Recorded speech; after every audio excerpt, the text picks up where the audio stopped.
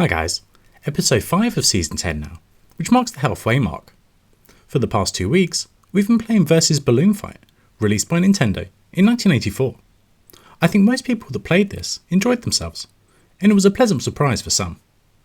The game has the same mechanic as Joust, but adjusts things to make it much more accessible, which for the most part, I prefer. Although some people can get on top of Joust, I generally find it too difficult, and you mostly follow a pattern. Balloon Fight is a bit more random in its action, meaning you can't pattern it. The arcade game never came home, as the NES game Balloon Fight is a different game entirely. That was developed by a different team, but in parallel. A good one to have, I think, so let's take a look at the scores. I've had 13 scores sent to me, and like we had Charlie Farr playing last week, we've got a guest submission from Pingy. Pingy only plays when he owns the PCB, and this is a game he's pretty good at. He's unlikely to make the league table, but it's great getting these excellent submissions. We also have a new player, MKM Retro Gamer. He's propping up the table, along with Paul and Mancave, with generally token submissions from those guys, but appreciated nonetheless. In 10th is Blue Yak with 120,000. Above him is Close. Robert is in 9th with 166,000, and then Retro Arcade Challenge is in 5th with 190,000. Milthy Bob and My Retro Tech are between those guys.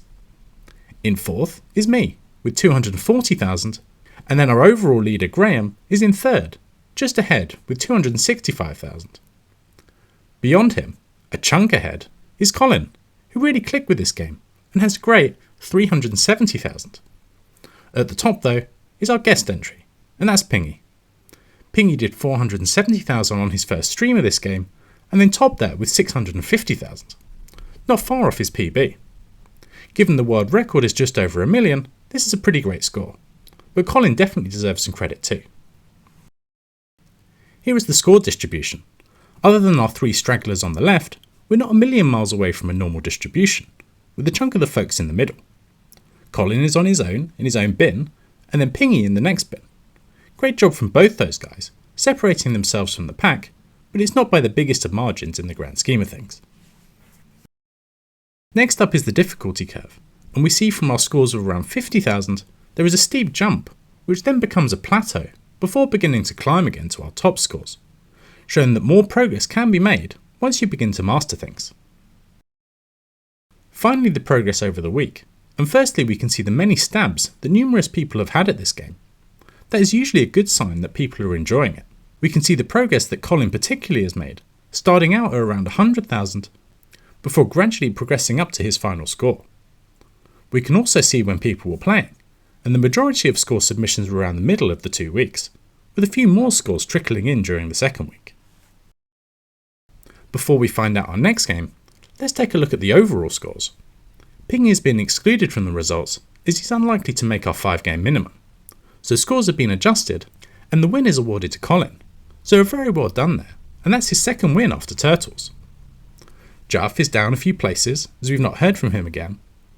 I'm up into 6th after finishing ahead of Retro Arcade Challenge, and I'm only a few points behind Milthy. In our podium positions, Colin has got back ahead of My Retro Tech after that win, and has closed the gap slightly to Graham, who remains at the top and is now 46 points ahead. With another game done, let's see what the next one will be. We're on to the letter W, and I've had 11 games sent to me, and given Pingy and Colin were our unofficial and official winners, then I've trebled both of their games, and they both went for Wonder Boy, so that has a 40% chance of appearing. The only other game to get multiple votes was Wiping. I wonder if that's the sequel to Uncle Pooh. So let's set things going and see what we get. Okay, we're slowing down. Well, it's not going to be Wonder Boy, and it's going to be Wiping. I have no idea what this game is. I can only assume it's around wiping your ass. So I'm going to go look it up, make a video, and be back in a sec. So our next game is Wiping, which is also known as Rugrats, released by Nichibutsu in 1982.